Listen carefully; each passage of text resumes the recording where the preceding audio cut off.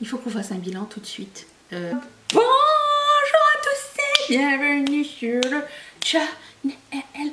On se retrouve aujourd'hui pour parler palette et j'en essaye pas mal. Et ça faisait longtemps que j'avais pas fait un bilan. Et quand je vois les piles devant moi, parce que je les ai triées en plusieurs catégories, je vous en parlais tout de suite.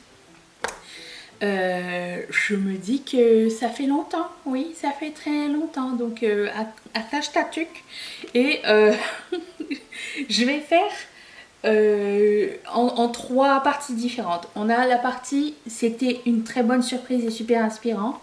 Il y a la partie, on savait que ça allait être bien, on n'est pas surpris, c'était génial. Et la partie déception, la pile sans surprise, mais quand même très bien. Ok, sans ordre particulier.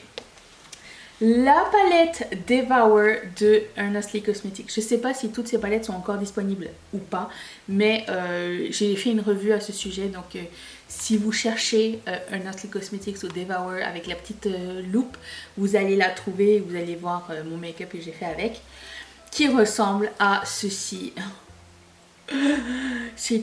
L'inspiration est dingue. Moi, j'adore les bordeaux et les teals ensemble déjà.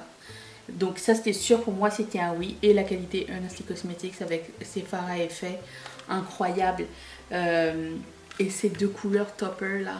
On peut faire des milliers de looks avec. Elle m'a vraiment super inspirée. Je savais que ça allait me plaire et ça n'a pas manqué.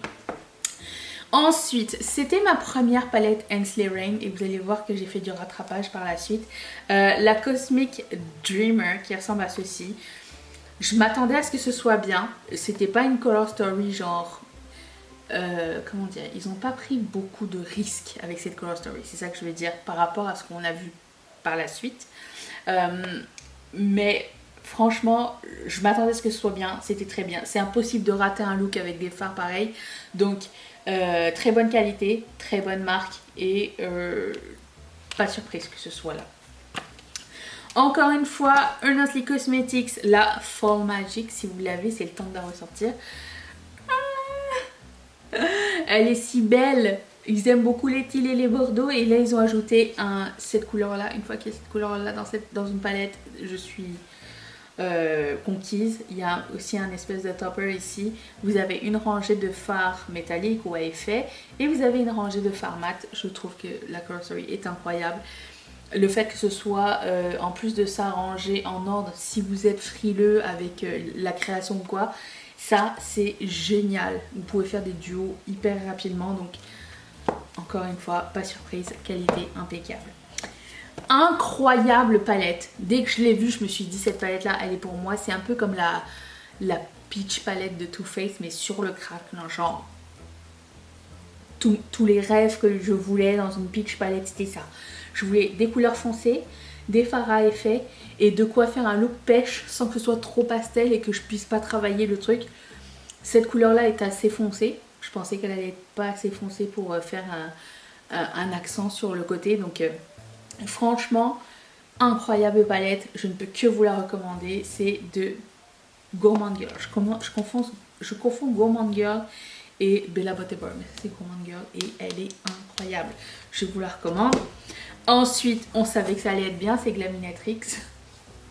Et c'est la Barely Basic. Le seul truc que j'aime pas dans cette palette, c'est les noms des fards. Ils sont un petit peu cringe, on est d'accord.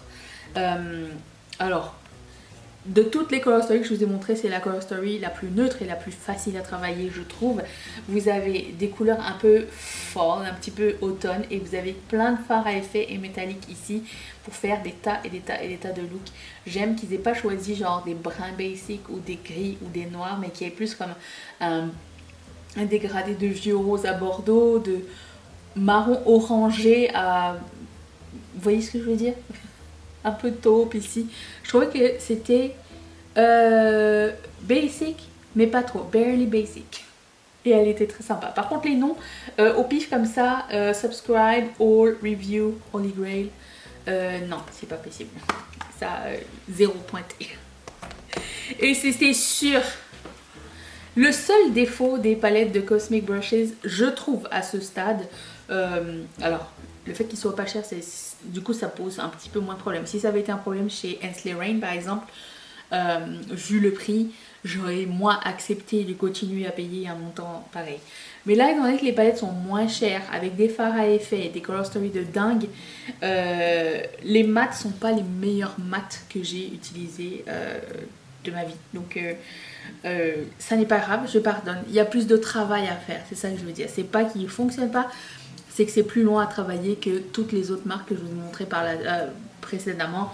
Donc ça c'est le seul défaut, mais on leur pardonne parce que les palettes sont incroyables et les fards à effet sont très beaux et ils tiennent assez bien. Je n'ai pas de problème. Donc il y avait la Cool Troll et la Nude Troll, c'était vendu en même temps.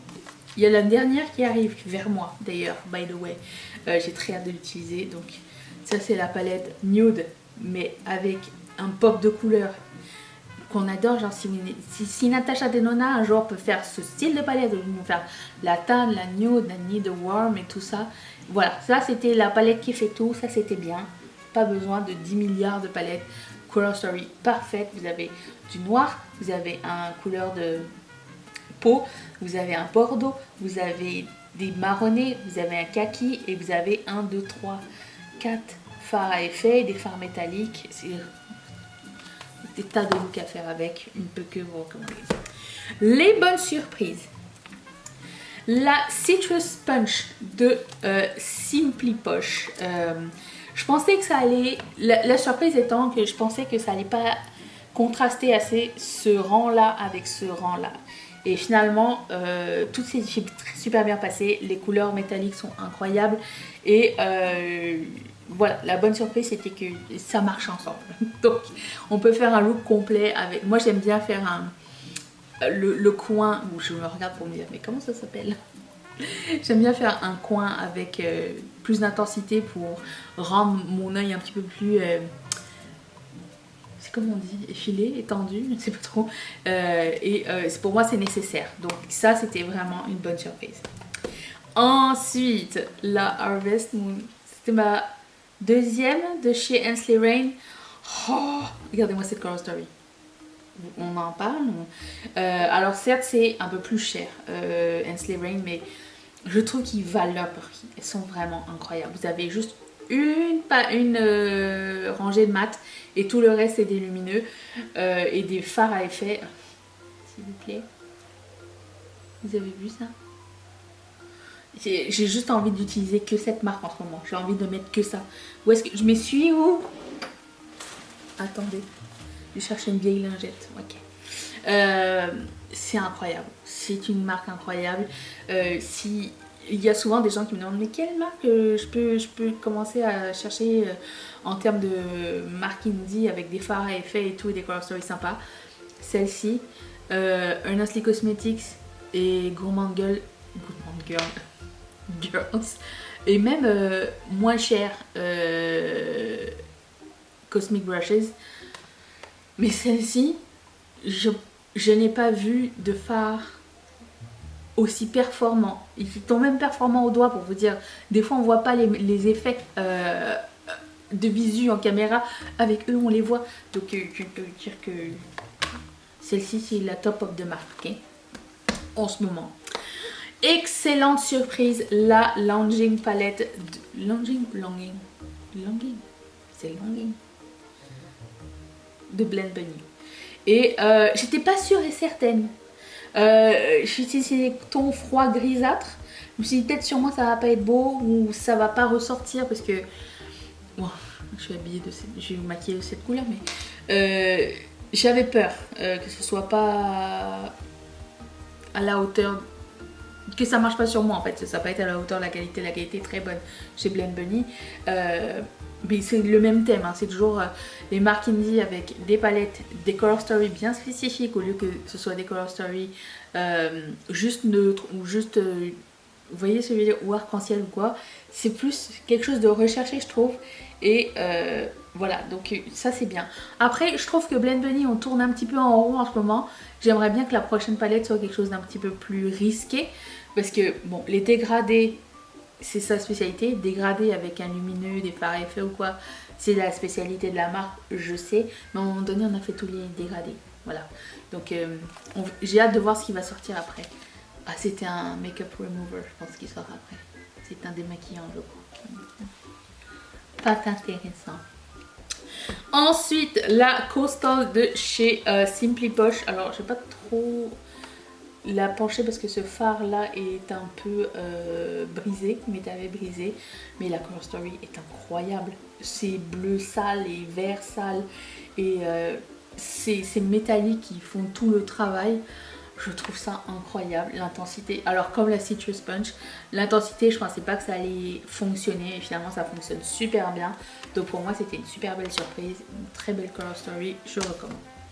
Celle que j'ai essayée il y a pas longtemps, s'il vous plaît. Je ne saurais laquelle choisir entre la Groovy. La différence entre celle-ci et la Harvest Moon, c'est que celle-ci, vous avez 2 rangées de mat et de lumineux. Et dans l'autre, vous avez 2 lumineux et un mat. À utiliser au quotidien, je dirais, si je dois faire plusieurs looks, avoir plusieurs mats, c'est pour moi plus intéressant que d'avoir plusieurs lumineux. Donc je dirais que celle-ci est ma préférée des 3. Est-ce que je peux dire ça? Je pense que oui. En termes pratiques et création de look, je pense que celle-ci est ma préférée. C'est celui-ci dont on me pose pas mal de couleurs, là, dont on me pose pas mal de questions. Le rouge que j'avais mis dans de mes dernières vidéos, c'était celui-là. Et cette palette est incroyable, elle m'a beaucoup inspirée. J'ai envie de faire des milliers de looks avec. Et voilà, Groovy Garden, je vous recommande.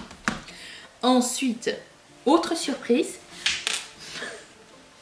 On dirait qu'on fait un full circle. Christmas Town de Melt. Je ne sais même pas si j'en ai déjà parlé ou pas, mais il était dans ma pile des trucs, j'en avais pas parlé. Donc au pire, j'en reparle. Incroyable Color Story. La qualité, j'ai l'impression d'avoir retrouvé le Melt d'avant. Un petit peu moins gras, un petit peu moisi, un petit peu moins moisi. Et j'ai beaucoup aimé travailler ces fards là et cette Color Story. Je sais pas si ça existe encore. Elle était soldée à un moment donné. Et franchement, j'ai beaucoup aimé. Voilà. J'ai hâte de voir ce qu'ils vont faire pour la suite. Autre excellente surprise, c'était la Cosmos de Anastasia. Je sais que c'est pas nouveau, mais moi je l'ai utilisé il y a pas longtemps. Et j'étais vraiment bluffée par la qualité des fards. Et j'ai l'impression qu'on a fait du chemin depuis la moderne renaissance. Après ça, il y a eu celle que j'aime beaucoup, c'est la Jackie Aina. Et j'ai l'impression que ça suit en termes de qualité. C'est encore un peu plus crémeux, un petit peu plus facile à estomper. Vraiment, c'était un pur plaisir. Et je suis surprise parce que c'est le genre de marque un peu mainstream. Et je me dis, ça va être bien sur le coup, mais genre, je ne veux pas être impressionnée. J'aime la Color Story, mais je voulais juste savoir est-ce que ça allait être à la hauteur du truc ou pas. Et finalement, c'était plus qu'à la hauteur. On dirait que j'avais genre 0 attente et en fait, voilà. Celle-ci, c'est une de Odenzai et c'est la Solman 2. Et quand je l'ai prise, même si la Color Story n'était pas ma préférée, d'accord? Mais je me suis dit, j'ai confiance en Odenzai. Par contre, leur highlighter et leur blush de cette collection-là, ceux avec des paillettes, ils partent dans le déclutter. La vidéo déclutter arrive bientôt. Je n'ai pas été tendre. Ah, je n'ai pas été tendre, vous allez voir. Donc j'étais un petit peu sceptique avec genre ce bleu et le jaune et je me suis dit qu'est-ce que ça va donner au final. Et après je pense aussi que le fait que le background soit violet ça aide pas non plus parce que tous les violets de cette palette là sont comme fondus dans la palette donc on les voit pas très bien. Mais finalement c'était incroyable, j'ai beaucoup aimé et j'ai trouvé ça très inspirant. J'aime que tout soit en désordre en fait dans les palettes pour me donner place à la créativité. Et ça m'a beaucoup plu donc très belle surprise. Ça c'est une belle surprise parce que c'est la première fois que j'ai essayé cette marque là. C'est la Warlock palette de Fantasy Cosmetica qui ressemble à ceci. C'était une très belle palette. La Color Story est incroyable. J'ai pas été tentée par les autres Color Story. Les palettes à 9 fards c'est pas toujours mes préférés. J'ai l'impression qu'il faut que ce soit vraiment très bien fait pour que je puisse créer plus de look et tout. Mais celle-ci, je trouve qu'elle est parfaite en fait. Il y a plein de choses à faire avec. Vous avez des violets avec du fuchsia, ça fonctionne. Le vert avec le violet, ça fonctionne. Là, vous avez un noir pour les coins externes et tout. Vous avez 4 fards à effet, 4 mat. Il manque de couleur, 5 mat. Et agréablement surprise. Voilà. Et je finis avec celle que j'ai mis sur les yeux aujourd'hui, qui est la vidéo précédente de avant-hier. Sigma et la petite sirène. Les choses ont changé chez Sigma, ok. La qualité n'est plus la même. La qualité a... des fois tu as des flops et des fois tu as des tops. Et moi je trouve que celle-ci, vraiment, ils ont fait de gros efforts. Et le thème aussi était incroyable, puisque j'adore la petite sirène. Tout ce que j'ai mis, c'est cette collection-là.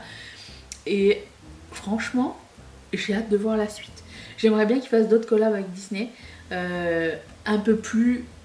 J'ai l'impression que c'est un petit peu plus risqué que ce qu'ils font d'habitude. C'est très neutre. Et franchement, j'ai beaucoup aimé. La Alice était très sympa. Ils en avaient fait une qui n'était pas une collab, qui était très sympa aussi. C'était... J'ai oublié. Un petit peu dans le même acabit. Du même acabit. Bref. Et elle est plus petite, plus compacte et plus belle. Donc franchement, les noms nuls par contre. Ils auraient pu mettre des noms plus en rapport avec la petite sirène si vous allez vraiment là. Mais bon, ça aurait pu être n'importe quoi, genre Deep Lucy, Swimming, Beautiful Voice. On dirait que c'est quelqu'un qui a pris genre la petite sirène sans être la petite sirène, tu vois. Donc il faut choisir la Sigma. T'as payé une licence, va jusqu'au bout, ok. Bref, voilà, c'était les... Ah non, j'ai oublié les déceptions. Les déceptions. Alors, il y a celle-ci. Je sais que c'est quelqu'un parmi vous qui me l'a offert, donc je vais la garder dans mon cœur. La Gloss Code Touch Me. Je pense que c'était dans une mystery box ou quelque chose comme ça. Depuis, Gloss Gods ont fait beaucoup de progrès. Ça, je pense que c'était dans une de leurs premières palettes et c'est pas au niveau que Gloss Gods est maintenant. Donc, c'est pas la même qualité. Je trouve que c'est très blend, c'est très basic, c'est très maquillage de... Allez, il y a 20 ans, voilà. Donc, c'est pas top, ok. Ça, et Artitude. Artitude, il va falloir que je la réessaye. Et je vais la réessayer le mois prochain, juste pour être sûre et certaine, parce que j'ai... Alors, certes, des fois, quand j'ai des fards à effet, des fois sur moi ça cuisse, et tu tapotes un petit peu, ou tu trouves le combo de primer pour les yeux qui te convient avec tes produits yeux qui conviennent. Des fois, c'est un petit peu compliqué. Mais là, la seule chose qui avait changé dans ma routine, c'était j'avais mis une crème hydratante que je mets pas d'habitude. Est-ce que c'est ça qui a migré et qui a fait que le truc il a cuissé comme jamais? Genre mon cuisse était épais comme ça, genre j'avais juste un peu de make-up ici et là c'est très rare que ça m'arrive d'avoir un cuisse aussi grand en aussi peu de temps. Et c'était cette couleur là et cette couleur là qui m'ont pas tenu. Donc je veux réessayer cette palette là. On refera un make-up avec sous peu, juste pour être sûre et certaine que est-ce que ça reste avec moi ou est-ce que ça déclutter avant de partir. Parce que leur première palette, j'ai pas eu ce problème. Donc je veux savoir. Et en ce moment, j'ai de moins en moins de problèmes de cuisse. Des fois, j'en ai au cours de la journée. C'est plus on vieillit, plus bon, on sait pas. Hein. Mais avec le Color Fix de chez Danessa Myricks, j'attends un petit peu que ça sèche. Je fais mes ongles et tout ça. Donc j'ai l'impression d'avoir un petit peu moins de problèmes. Mais ça, je sais pas ce qui s'est passé avec ça. Mais je le mets dans ma liste à tester au mois d'octobre. Donc, reste ici. On va s'occuper de ton cas. Bon, je vais te mettre devant moi. Sur ce, là c'est vraiment fini. J'ai hâte d'avoir vos avis sur ces palettes-là. Est-ce que vous avez une expérience similaire, différente et quels sont vos préférés? J'ai très hâte de vous lire. Je vous retrouve après-demain pour une prochaine vidéo. Merci beaucoup d'être resté avec moi. Bye!